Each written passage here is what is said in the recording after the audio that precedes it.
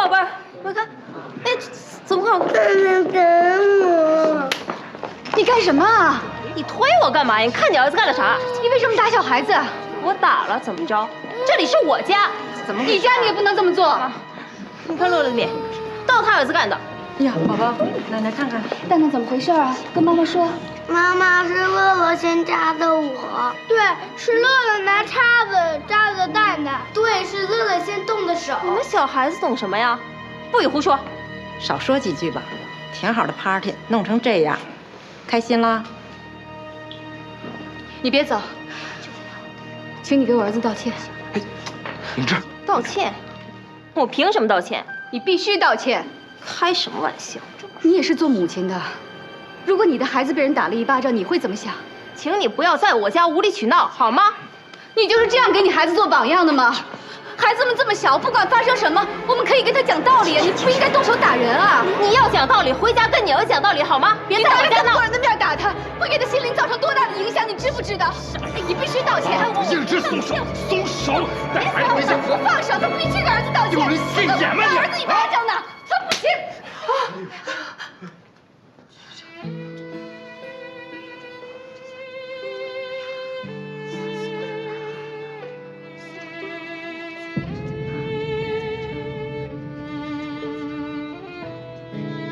不让你走。平常在家里，你对我怎么动手我都能忍了，可是你当着那么多人的面打我，你还不让马教授的儿媳妇给蛋蛋道歉，我跟儿子在你心里是什么位置？你就是这样做父亲、做丈夫的吗？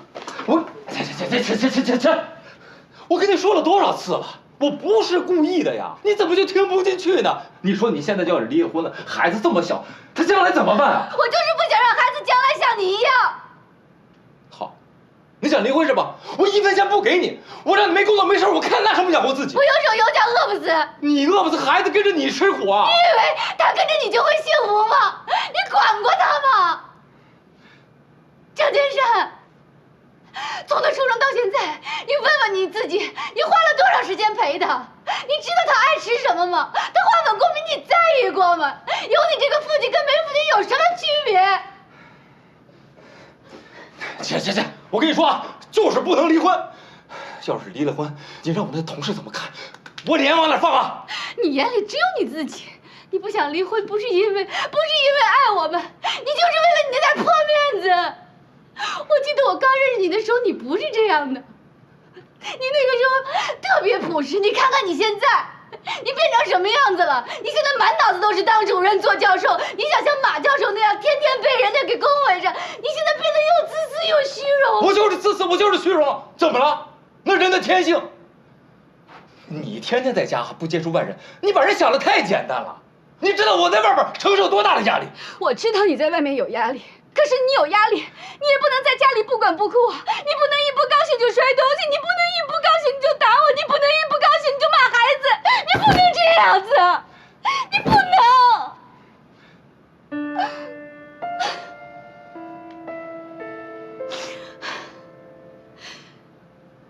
你打我这一巴掌，彻底把我给打醒了。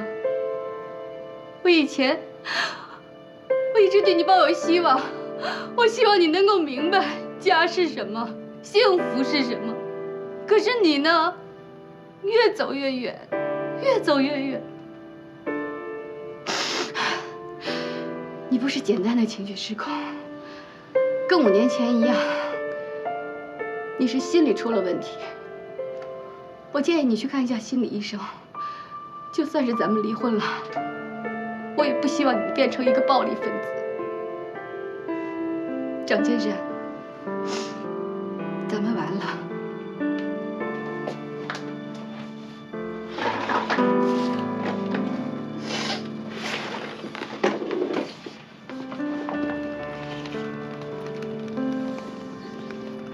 英志要离婚了啊？什么？妈妈，我今天得了一个小红花。是吗？蛋蛋真棒，妈妈奖励你，去给你买蛋糕吃。我不要蛋糕，我要爸爸。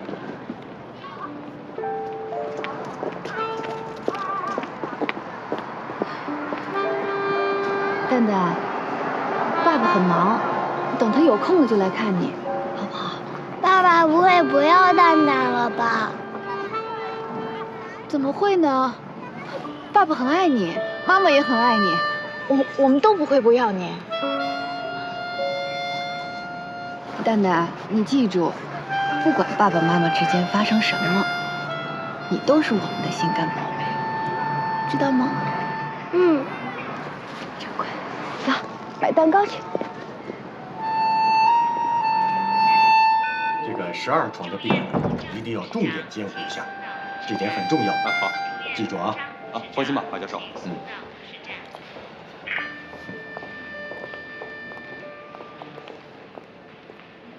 英芝，就为了那天在马教授家的事，我已经给你道过很多次歉了呀，干嘛非得弄到今天这个地步了？你以为我跟你离婚，是因为你打我那一巴掌吗？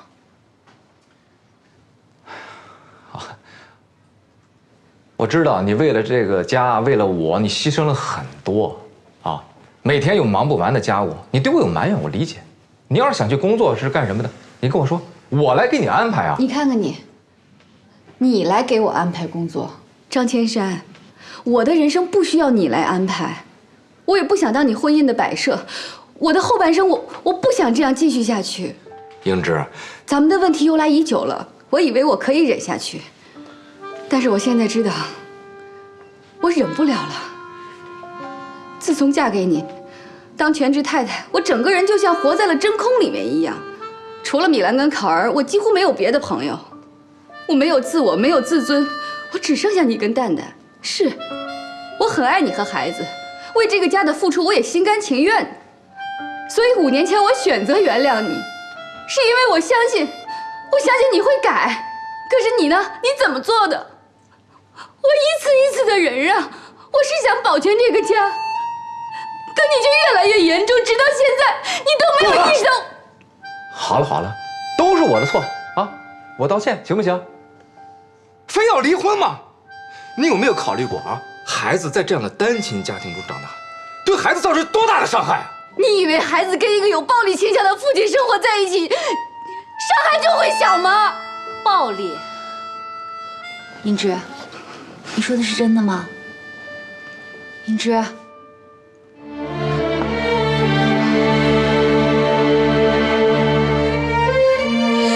张先生，你王八蛋啊！你是不是个男人啊？他对你这么好，你对他家暴，你还亏你是个医生，你王八蛋，王八蛋，王八蛋！小姐，你冷静点。我跟你说，你就不是个人，你这个畜生！看来李女士离婚决心已定，我建议你们就离婚事宜具体沟通吧。张先生，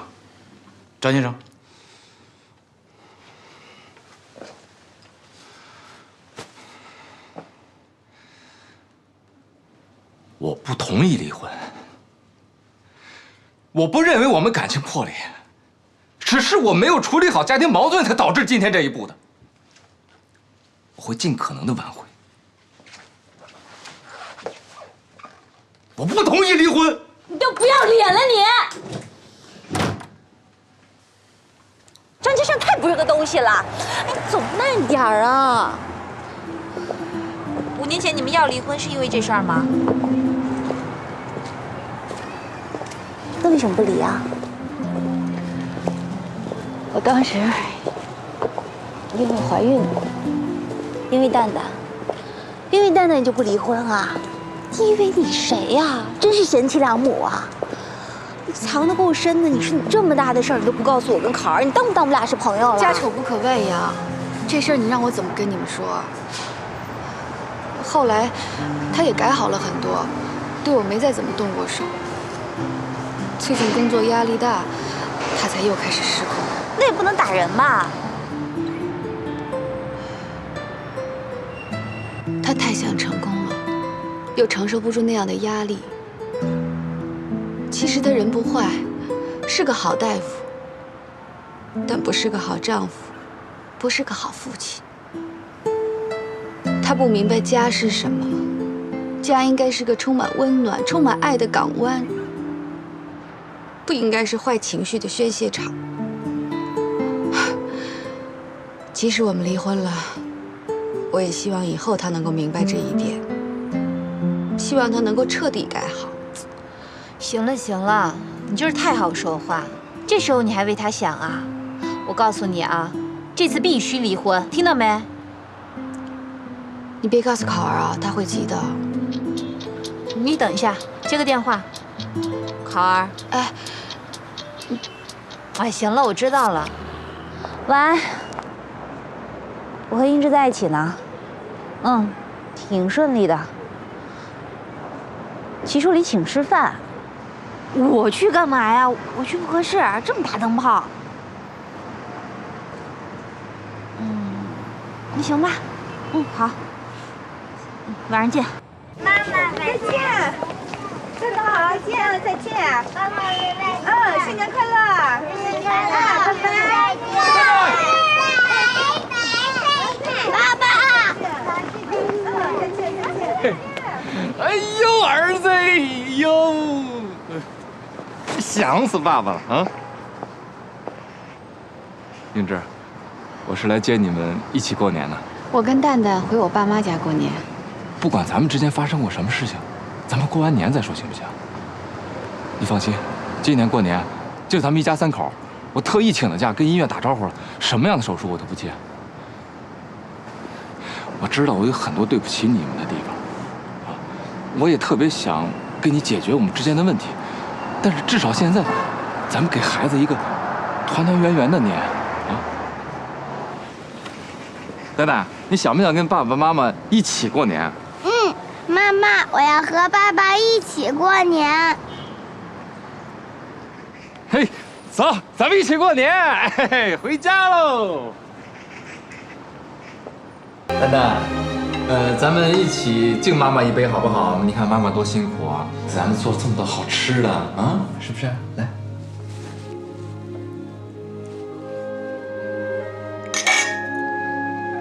敬妈妈一杯，祝妈妈越来越漂亮。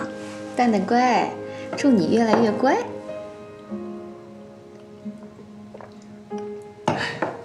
一家3口聚在一起吃年夜饭，感觉真好。我不是一个好丈夫，也不是一个好爸爸，觉得太对不起你跟孩子了。我也不是个好孩子，我老打碎东西。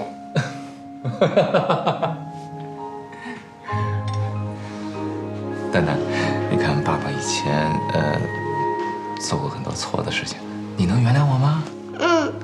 看在妈妈的份上，我原谅你了。你在哪儿学的呀？电视里。哦，来吃东西。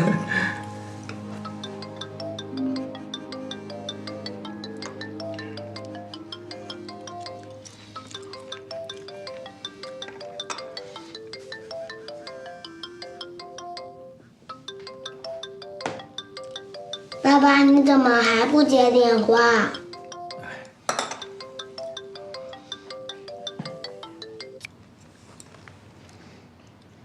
哎，马教授，啊，新年好！对对，这不正吃着呢吗？啊？哦，是这样的。好，好，我马上过来。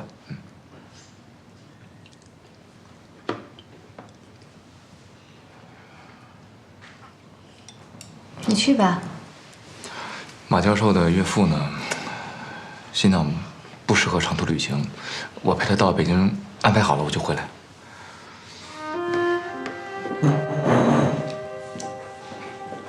妈妈，爸爸又去加班了吗？多吃一点，吃完了饭，妈妈带你回家。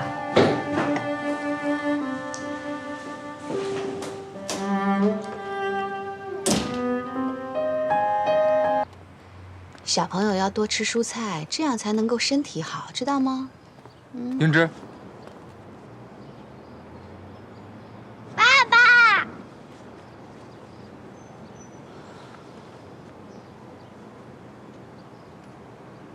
英芝，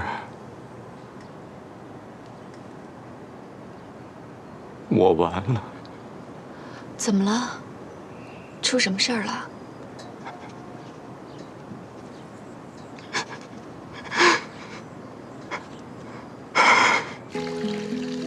天啊，怎么会这样啊？还不止呢，他原来10拿9稳的外科主任呢，现在也不保了。他现在灰头土脸的，没当上主任，老婆也离开他了，别提有多惨。活该，谁让他欺负我们英芝的？所以说呢，做人得留有余地，你说是吧？他现在呢还要孩子的抚养权。唉，所以说现在英芝有点麻烦啊。对了，张金山那边怎么样？上次手术的争议很大，患者家属不依不饶。如果最后的调查结果确定是医疗事故的话，那张千山会非常麻烦。这么严重啊？那蛋蛋现在他暂时由我照顾，他现在忙着应付调查，根本没时间。我本来还想上诉要回孩子的抚养权，可是发生这样的事情，我现在怎么开得了口？也是，一日夫妻百日恩嘛，等他过了这个难关再说。这次的事对他打击挺大的，他可是心外科的头把刀，连带他的马教授都佩服他的医术。发生这样的事情，我也很难过。你呀，就是心太软了。毕竟他是孩子的父亲，谁想要发生这样的事情？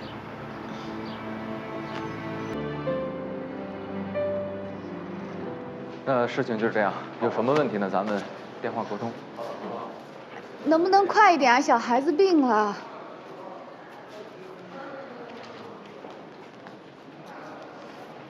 蛋蛋，英芝，你们两个谁病了？千山，蛋蛋发烧了，我给他吃了药也不管用。爸爸，我好难受。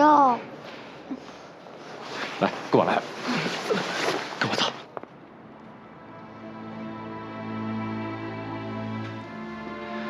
行了，不用担心了。刚才大夫不是说了吗？没什么大事，明天早晨这个烧就应该退了。对了，孩子病得这么严重，你怎么不给我打电话呀？我不是怕耽误你工作吗？你不知道我被停职了？停职？我现在没有资格上手术台了。这么严重？可能是以前走得太顺了。从我考上医学院到当上副教授，我没经历过什么挫折。我渐渐的有点自我膨胀，忘了一个医生最应该做什么。我成天想着升职、当教授、当主任。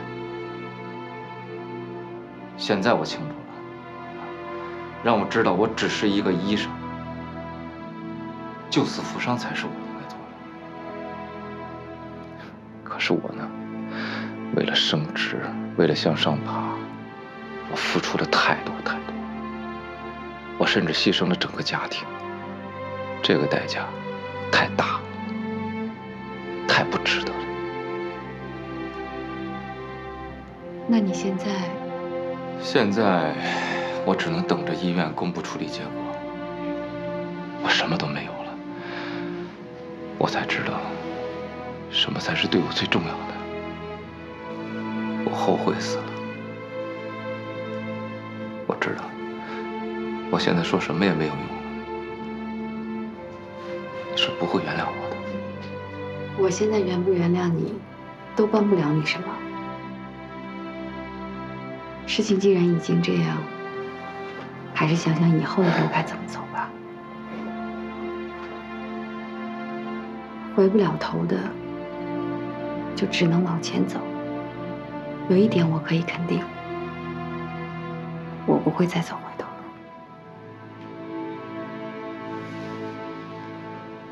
下午呢，利川先生和苏小姐将离开温州，返回苏黎世。他们手上的工作将交由蕊内和季川先生来完成。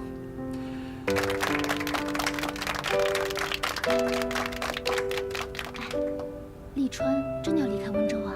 你知道吗？哎，他还回来吗？我不知道。这算什么呀？难道他连句号都不画就要一走了之吗？不行，我得去问问他。哎，别去了。我想，他可能也没有料到在这里会碰到我吧。也许只是公干，可能都是我自己自作多情。你说的对，是我自己不愿意接受现实罢了。哎，你干嘛呀，小秋？小秋，我离开一下。哎，小秋。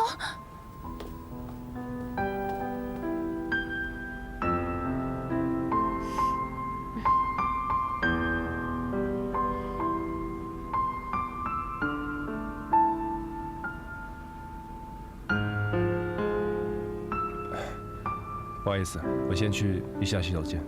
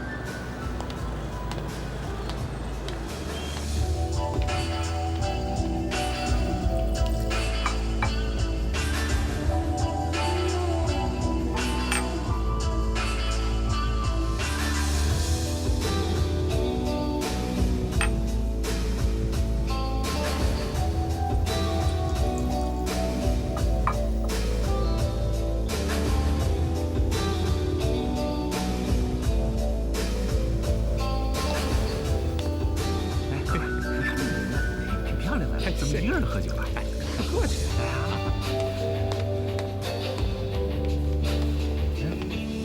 小秋，哎，不想见到你。这里不安全，我送你回去吧。Leave me alone, please. 别喝了，别喝了。你不是要走吗？请便好了。如果你觉得你还能有一点良心的话，你可以说说4年前你为什么要离开。这样的话呢，即使我们俩以后都不见面了，我死了也可以做个明白鬼。我跟你解释很多次了，不知道怎么样才能说服你。因为我根本就不信你的解释。你要说你变心了，我可以，我让你走。我告诉你，黎川，虽然我笨，我一根筋，但是我绝对不是那种四脚蛮缠的人。我一开始，我以为你得了重病，不治之症，你现在不也好好的吗？后来我以为是金莲，其实他也只不过是个路人甲。你要说你为了事业，我们俩认识的时候你就已经功成名就了。你要是为了钱，你根本就不缺钱。立川，我真的不知道你能因为什么不要跟我在一起。我求求你了，好不好？我真的求求你了，你告诉我为什么一定要离开我，立川。放弃好吗？就算是为了我，也许是我说了什么，或者是为你做了些什么，又让你误会到我仍然爱着你。是，我还是喜欢你，我绝对不会像对一个陌生人那样对待你。们曾经相爱过，但是我真的没有想到，我的出现会给你的生活、你的工作造成这么大的麻烦，所以我必须走，马上走，立刻消失。你终于承认了，你是因为我才走的。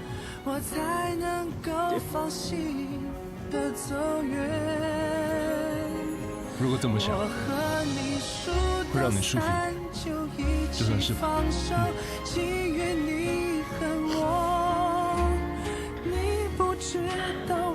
我要看你的机票还有护照。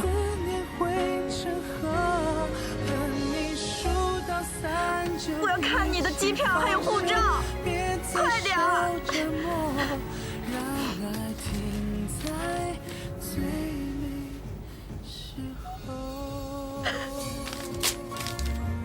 小秋，小秋 ，Tell me what you want to do. Stay.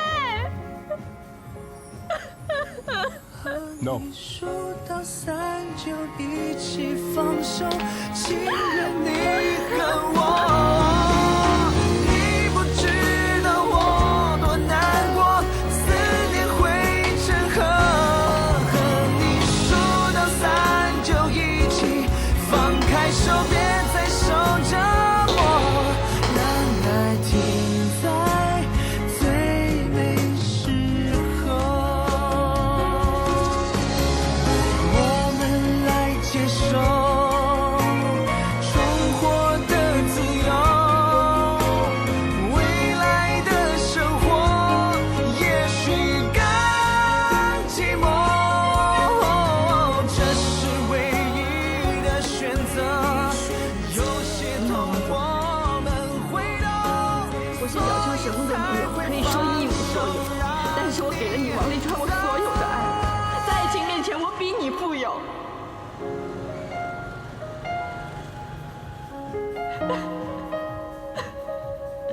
我就要带着他，我就要一直带，一直带，一直带到坟墓里。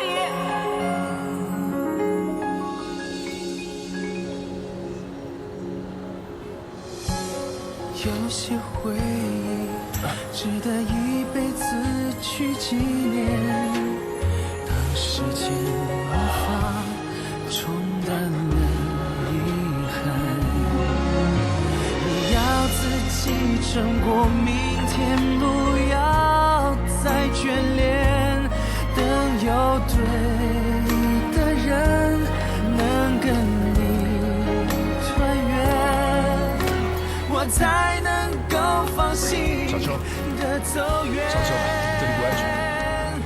我和你数到3就一起放手，情愿你和我。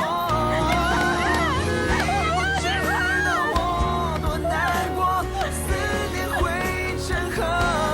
和你数到3就一起放开手，别再受折磨，让爱停在最美时候。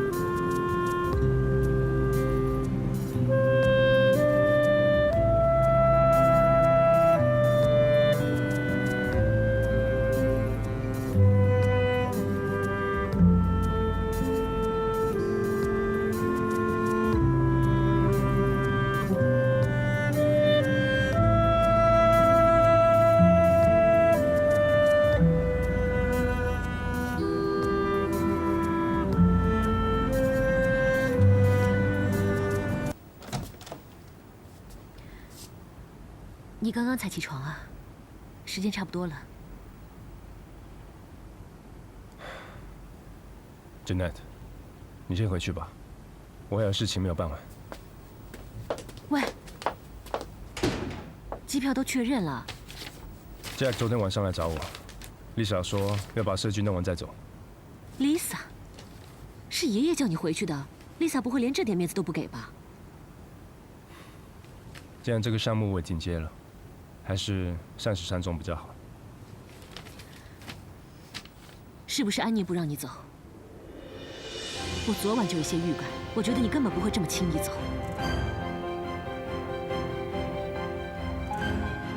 别乱猜，我只想把这个标弄完。他知不知道这样下去你会有生命危险啊？你不跟他去说，我来说。Jeanette， 别告诉他。她不是小女孩了，是大人了。她有必要知道，你知不知道？等一下你跟她说，让她自己决定好了。如果她真的知道真相的话，我知道她会做什么，所以我才没有告诉她。有些事我自己背着比较好。我不想她付出太多，更不想她像我的家人一样，整天为我担心。能不能把对她的关心分给我一点？就因为我比她坚强，就因为我知道真相，就可以伤我更深吗？金奈，我们10年前就已经结束了。你跟安妮不是也结束了吗？别告诉她。你知道她是真心爱你，可能她跟你在一起只是为了你的钱。请你不要侮辱小秋，她不是这种人。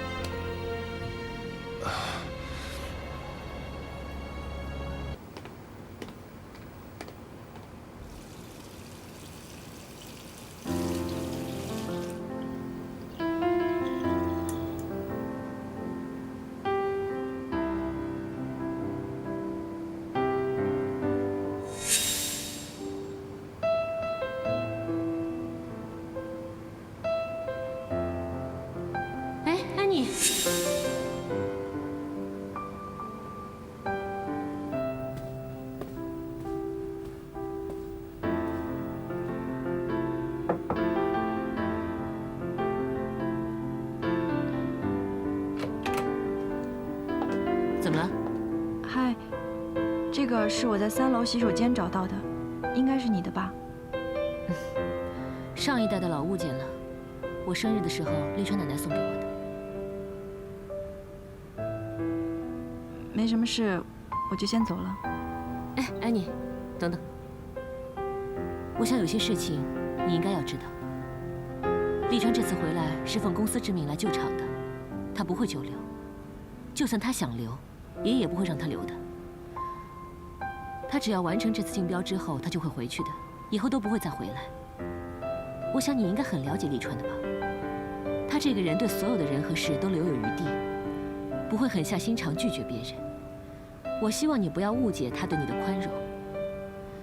一个女人的时间跟青春是非常宝贵的，不要为了这些不切实际的幻想而浪费，这样就可惜了。有一件事情我要提醒你，我知道你对丽川有怨言，因爱生恨，这我可以理解，但你千万不要因为这样而做出超过尺度的事情。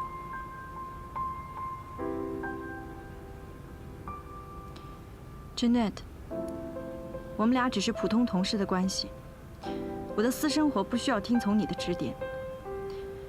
至于那天我为什么会在丽川房间里，那天你在丽川房间做什么，我不想听也不爱听。我知道你想从他那里得到什么，要是得不到，千万别从别处打主意。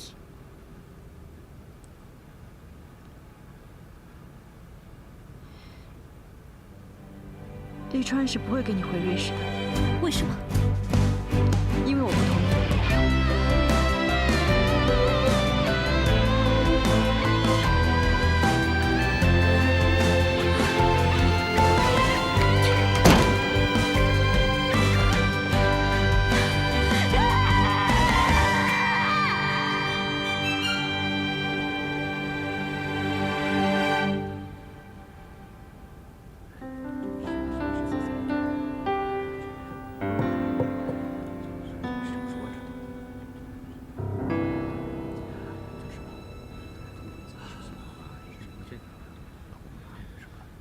各位，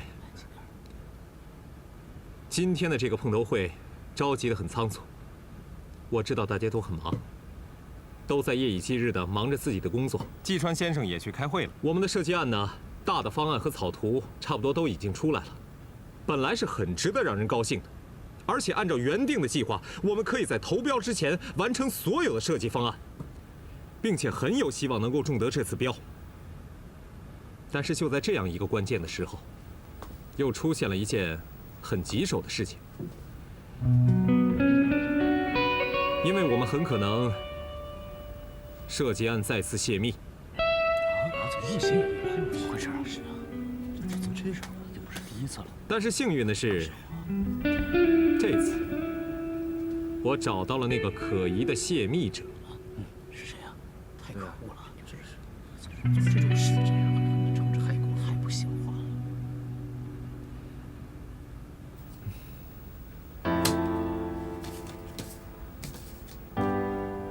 这个人很熟吧？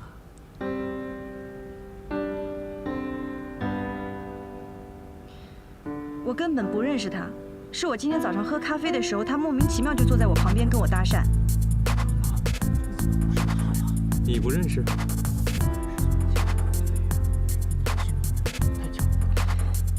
他说他姓沈，是富庭集团的设计师。他是姓沈，不过不是什么富庭集团，而是家园国际。他叫沈红，是田小刚的亲戚。我根本就不认识什么田小刚。那我可以跟你介绍一下，田小刚是家园国际最著名的设计师，而且这次竞标，家园国际是 GMF 最大的竞争对手。这跟我有什么关系啊？我又没有泄密。说吧，利川的一张图，给你开了多少钱？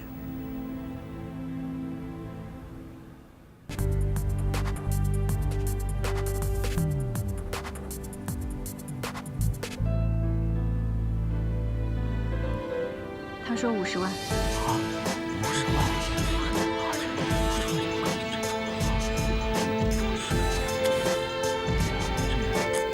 不过我没有理睬。50万？是没有理睬，还是交易成功了？张总，你不能因为我就跟他说了几句话，你就说我泄密。大家都知道我是王总的翻译，你们这样明明没有事实根据，就是在诬陷我。前天 ，Janet 亲眼看见你偷偷溜进王总的房间，这算不算证据？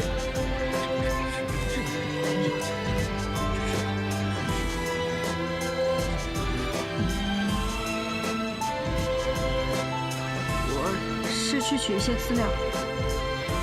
我问过利川有没有见过你，或者邀请你去他的房间，他都说没有。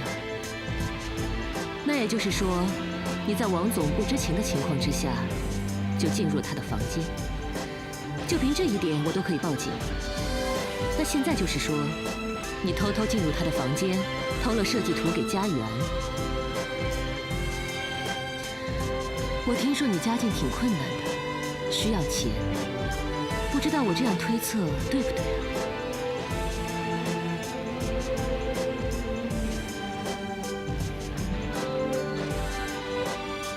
我是进了他的房间，但是我并没有拿什么设计图。那你拿的是什么？安妮啊，虽然你不是我们 GMF 的正式员工，但是九通和 GMF 的合约对你有严格的保密规定。无论你是有意或是无意的透露这些信息，都将造成严重的后果。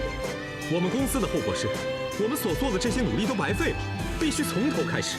而对你来说，后果就是你必须接受我们的调查。如果证据确凿，对不起，我们将追究法律责任。我没有泄密，我可以拿人格担保。你的人格？哼，你可不可以解释一下，在王总完全不知情的情况之下，你是怎么进入他的房间的呢？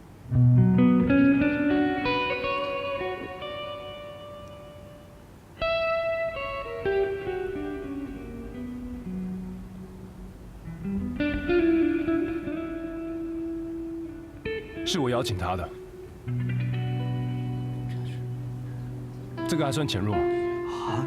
谢小秋小姐来我房间翻译资料，我要的资料很多，也非常急，她陪我一起翻译，一个晚上都没有睡。你怎么跟我说没见过她？一个女士，在我的房间工作1个通宵，我不想乱说什么，怕引起不必要的误会。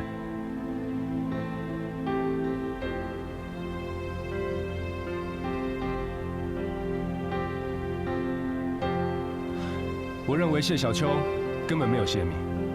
第一，他根本不懂建筑，也看不懂图纸，就算泄密了，也不知道怎么说。第二，我从来没有跟他谈过我的设计思路，他也不知道我的方案是什么样子。第三，他来我房间的时候，他只带了1支笔跟1本字典，在我的眼皮之下，他根本没有偷什么，或者是录什么。这可不一定啊。我们只剩1个星期了，如果有 Plan B 的话也来不及。如果谢小秋泄密，我们大不了就失去1个标；如果他没有泄密，我们却失去1只快要到手的肥羊。我的意见是，按照原本的计划继续往下做。少华，你觉得呢？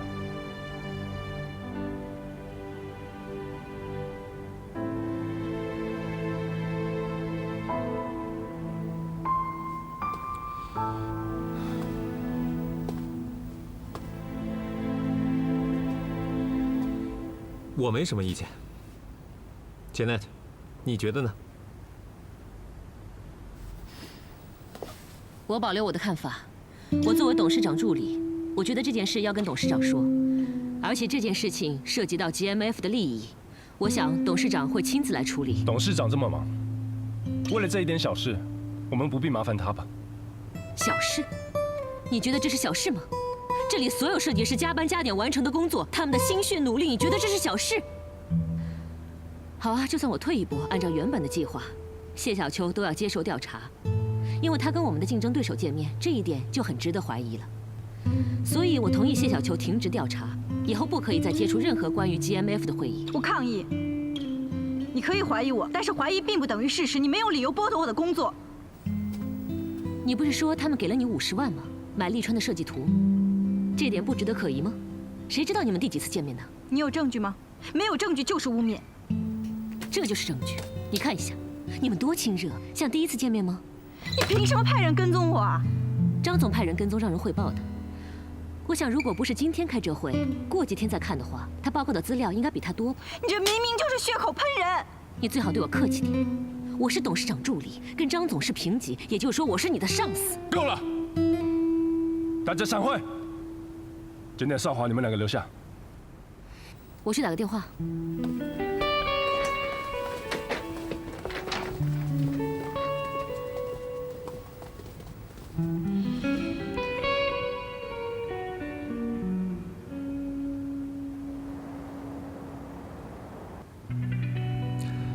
照片里这个人，就是家园国际的沈红。我们拍到他跟安妮有来往，安妮也承认了。这个人花50万买利川的设计图。哦，那你就是说，泄密的事是他干的？也只是怀疑。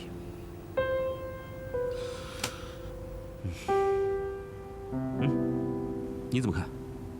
他是帮你做事的，他是你的翻译，他会接触到你所有的文件。公司的所有图纸呢，需要翻译成英文，然后备份到总公司。他有权利可以接收你所有的图纸档案。一句话，他具备了作案的渠道，还有手段。动机是钱呢？这丫头挺困难的，平常省吃俭用的，没车没房的。我知道她家里还欠一笔债。不可能，我很了解她，她不是这种人。你才认识她几天啊？她就是看准了你这个人心软，投你所好。她这个人真实面目我们都不知道。她工作能力我是认可的，可是呢，有时候人不可貌相。怎么样，我成语水平还可以吧？季川，那你看这事怎么处理？我建议啊，司法介入，全面调查。万一他被我们抓到什么的话，我会让他一辈子都记得 GMF 的。这就叫做杀一儆百。怎么样，成语用得对吧？我反对，你们没有什么说服力的证据，最多只能内部调查。你们？你是哪边的？你说错了对吧？应该是我们，不是你们。总之，我反对司法介入。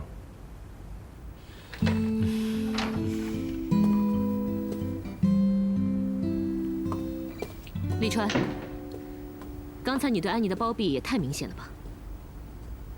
什么意思？我明明就是看见她进了你的房间，你为什么说你们做了整晚的工作？你是有精神洁癖的，你不会让一个没结婚的女人整晚待在你的房间的。你现在就是要把感情跟工作摆在一起吗？好啊，就算你甘心被人利用，那我们呢？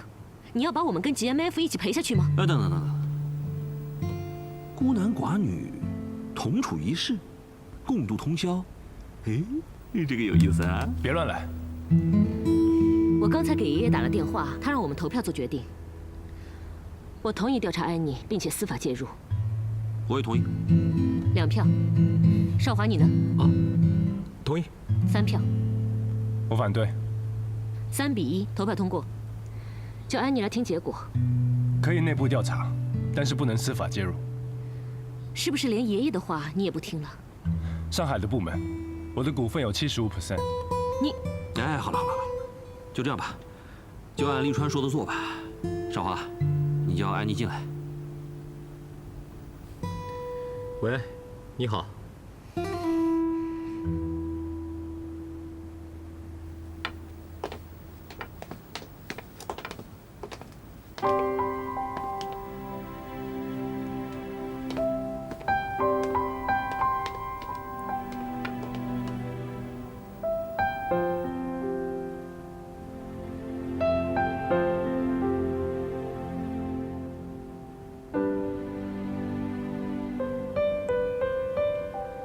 谢谢你替我说话。我建议你调回九通工作。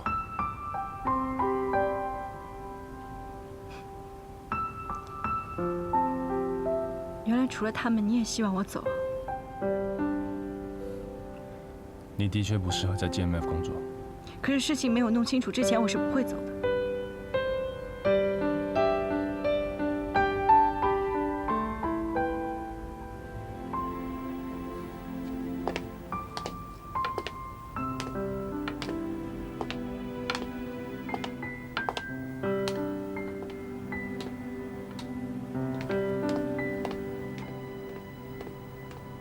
安妮，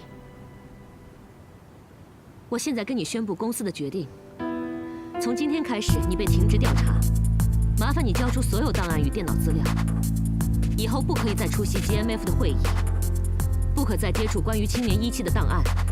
你的 case 我会交给行政部的蒋主任，一旦查到任何证据，你会移交到司法机关，而且我们会保留对你诉讼的权利。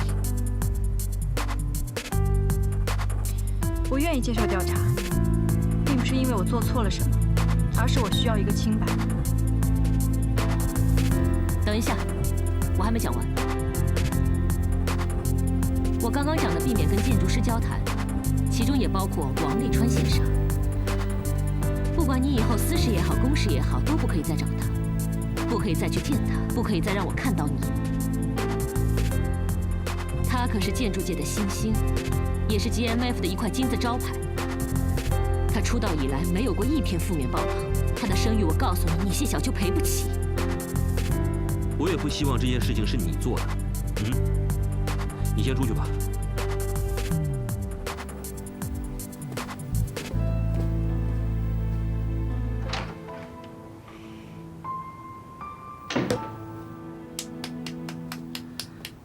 精明、强势、咄咄逼人，我就喜欢你这份儿，难怪爷爷喜欢你，我也喜欢你。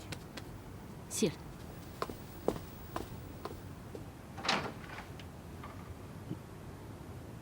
这该用什么成语啊？啊，不告而别？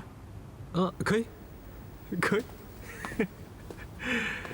哎呀，喂。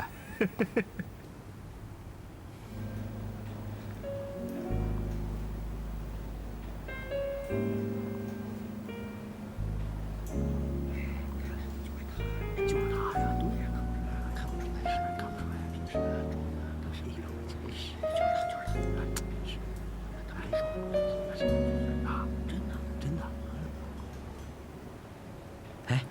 听说泄密那个人已经有眉目了，是吗？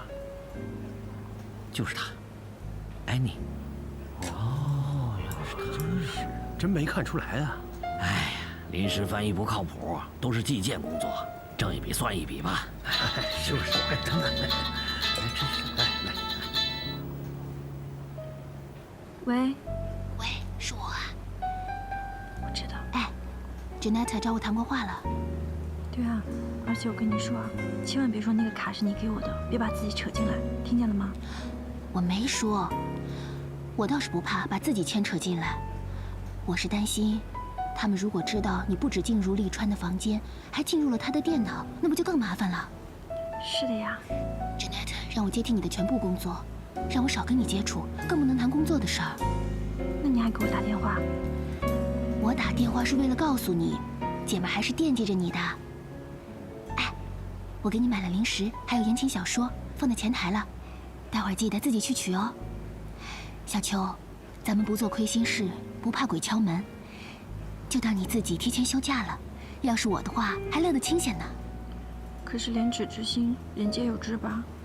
而且你不知道，刚才蒋主任审我，跟审犯人似的。哎，千万别多说，问一句答一句，不然就说不知道，言多必失，知道吗？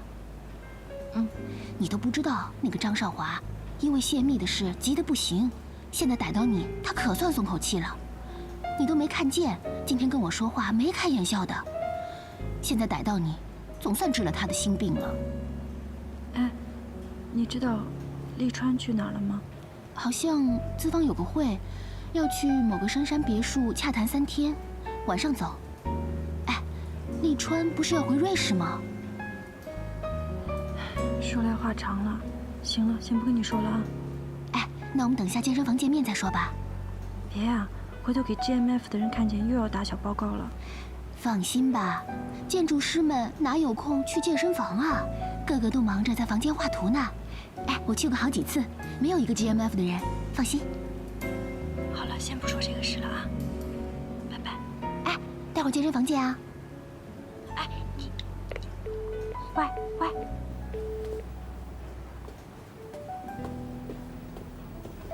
早。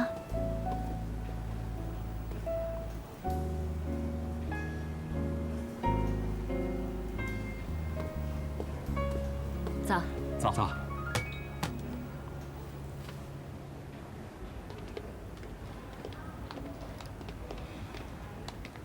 哎，张总。早上我听说又有资料要翻译，是吗？哦，对，正好我要回房间，跟我去房间拿一下吧。哎。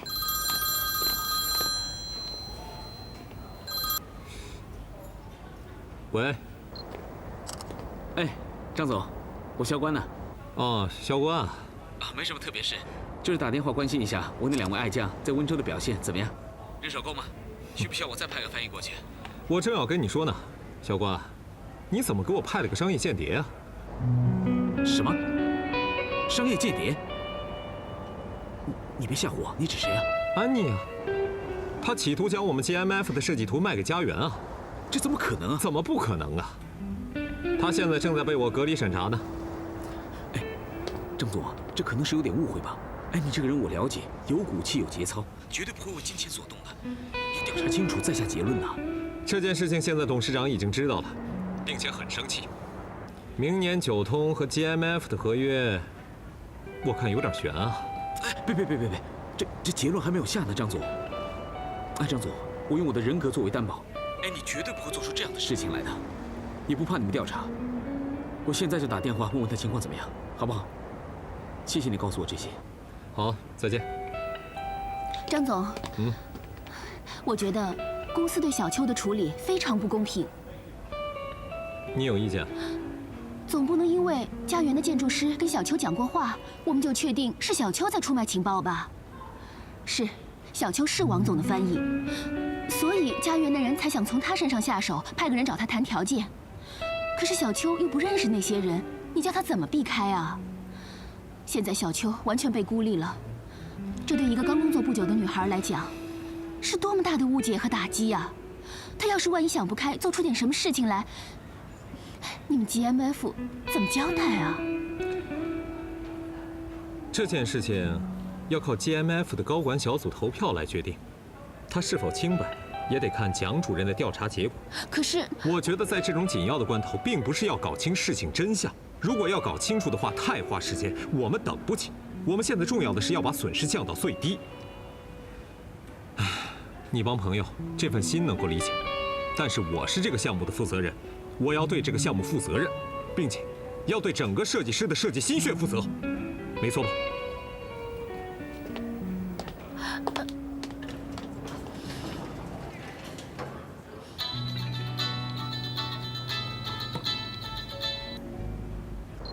哎，夏大哥，看这儿！哎，小秋啊，我从张少华那边听到你的事情了，你别着急，我绝对相信你是无辜的。我真的是什么都没做。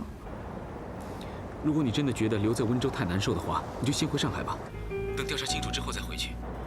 你也正好可以陪陪小东吗？不行，我现在不能回去。蒋主任还经常要问我一些情况，而且我要现在走了，不成畏罪潜逃啦。你别紧张。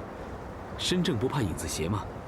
哎，还有，蒋主任这个老狐狸，我跟他打过几次交道，你特别要小心一点，不该说的话不要乱说，事实很容易被曲解的，知道吗？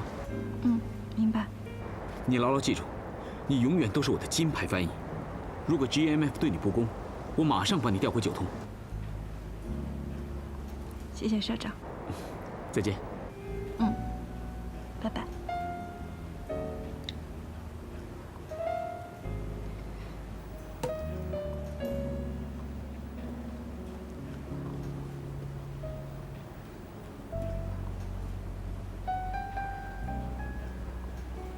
哟，王总来了。嗯。哎，王总好。王总。李川，来，我这有位置。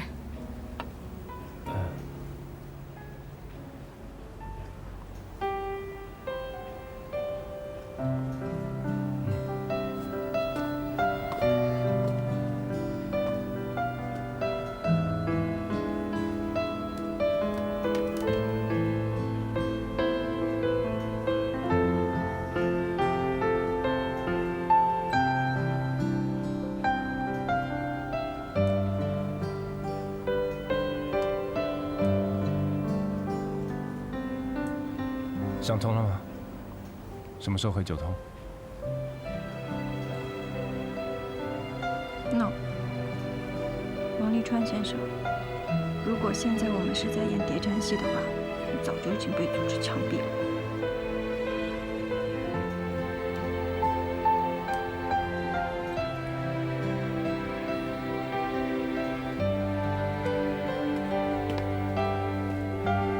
教官。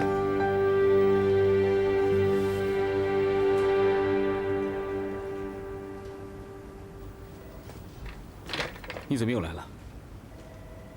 啊，夫人她想见你，她一直都非常的思念你。肖市长，俗话说得好，养儿方知父母恩。养儿？养儿？他养过我吗？教官，夫人听说您的事业正在起步阶段。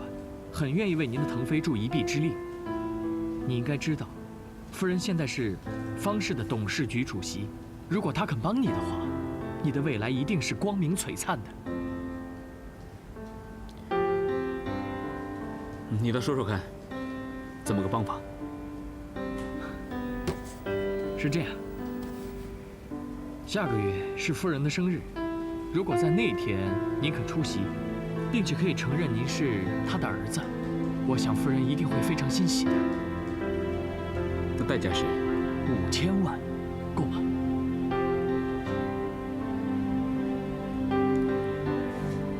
我有条件，请尽管说。我希望有个公开又盛大的仪式。没问题。夫人这些年膝下荒凉，盼子之心殷切。而你又一直不在夫人身边，受了不少委屈，这要求不过分。放心吧，交给我来安排，一定是盛大而风光的。那咱们就说定了。